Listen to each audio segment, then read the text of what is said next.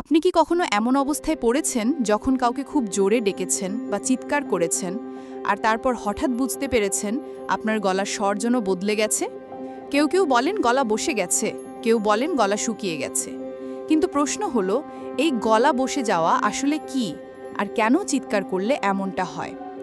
আমাদের গলার ভেতর রয়েছে এক জাদুকরি যন্ত্র যার নাম ভোকাল কর্ড বা স্বরযন্ত্র।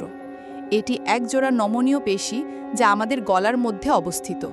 আপনি যখন কথা বলেন তখন এই ভোকাল কর্ড দুটি একে অপরের কাছাকাছি আসে এবং বাতাস এদের মধ্য দিয়ে বেরিয়ে গেলে কম্পন সৃষ্টি হয়, যার ফলে তৈরি হয় শব্দ। এই প্রক্রিয়াই আপনাকে কথা বলার সুযোগ দেয়।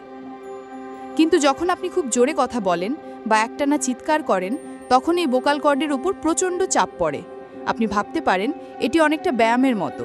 যদি আপনি কোনো পেশি একটানা ব্যবহার করেন তাহলে সেটা ক্লান্ত হয়ে পড়ে, এমনকি ক্ষতিগ্রস্তও হতে পারে। একইভাবে ভোকাল কর্ডও অতিরিক্ত ব্যবহারে ফুলে যায় বা ক্ষতিগ্রস্ত হয়। তখন আপনি যে শব্দ করেন সেটি পরিষ্কার থাকে না, বরং ভেঙে যায়, কর্কশ হয়ে পড়ে।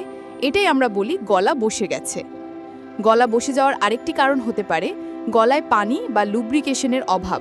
চিৎকার করলে মুখ এবং গলা শুকিয়ে যায়, ফলে স্বরযন্ত্র ঠিকমতো কম্পন করতে পারে না। অনেক সময় দেখা যায় যারা বক্তৃতা দেন বা কনসার্টে গান করেন তারা বিশেষ ধরনের পানি বা চা পান করেন যাতে গলার তারগুলো আরাম পায়। আসলে দীর্ঘক্ষণ চিৎকার করলে শুধু গলা বসে যায় না, বরং তা দীর্ঘস্থায়ী ক্ষতিও করতে পারে।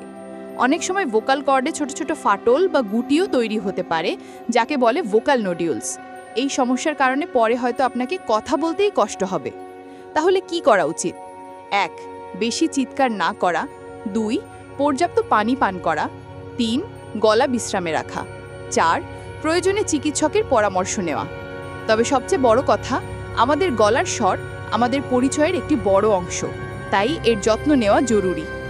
ভিডিও শেষে আপনার কাছে একটা প্রশ্ন: আপনি কখনো এমন অবস্থায় পড়েছেন যখন চিৎকার করে গলা বসে গেছে? আপনার অভিজ্ঞতা আমাদের কমেন্টে লিখে জানান। ভিডিওটি যদি ভালো লেগে থাকে তাহলে একটা লাইক দিন, চ্যানেলটি সাবস্ক্রাইব করুন আর বন্ধুদের সঙ্গে শেয়ার করতে ভুলবেন না।